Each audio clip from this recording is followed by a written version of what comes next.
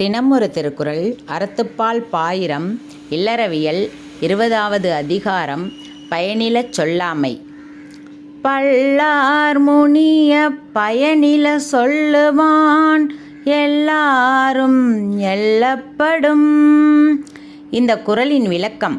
பலரும் வெறுக்கும்படி பயனில்லாத சொற்களையே சொல்லும் ஒருவன் உலகினர் எல்லோராலுமே இகழ்வாக பேசப்படுவான்.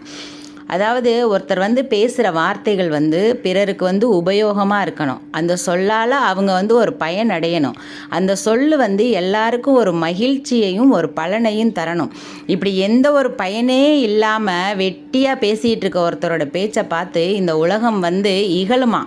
அவன் பேச ஆரம்பிச்சிட்டாலே எல்லாருமே அவனை ரொம்ப இகழ்ச்சியாக பேச ஆரம்பிச்சிட்டான் பாரு, அவன் பேச்சில் ஒரு அர்த்தமே இருக்காது, எந்த ஒரு புண்ணியமே இருக்காது அப்படின்னு சொல்லுவாங்களாம். அதனால் பயனுள்ள சொல்ல பேசுகிறவங்கள தான் இந்த உலகம் புகழுமா. கேட்டவர் பலரும் வெறுக்கும்படியாக பயனில்லாத சொற்களை சொல்லுகின்றவன் எல்லாராலும் இகழப்படுவான். பலரும் கேட்டு வெறுக்க பயனற்ற சொற்களை சொல்லுபவன் எல்லோராலும் இகழ்வாக பார்க்கப்பட்டு இகழ்வாக பேசப்படுவான்.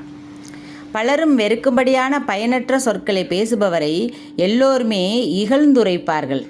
எப்போ பார்த்தாலும் ஏதாவது வெட்டியாக அந்த பேச்சினால் யாருக்கும் ஒரு புண்ணியம், ஒரு பலன், ஒரு பிரயோஜனம் இருக்காது. அப்படியாப்பட்ட பேச்சை பேசுகிறவங்கள பார்த்து இந்த உலகத்தில் இருக்க எல்லாருமே வெறுத்து ஒதுக்கிடுவாங்களாம். அவன் பேச வந்தாலே அப்பா இவன் பேசியே கொன்றுவான் அப்படிலாம் சொல்லுவாங்க இல்லையா. அந்த மாதிரி அந்த பயனற்ற சொல்லையும் பயனில்லாத சொல்ல பேசுகிறவங்களையும் பார்த்து இந்த உலகமே அவங்கள பார்த்து இகழ்வாக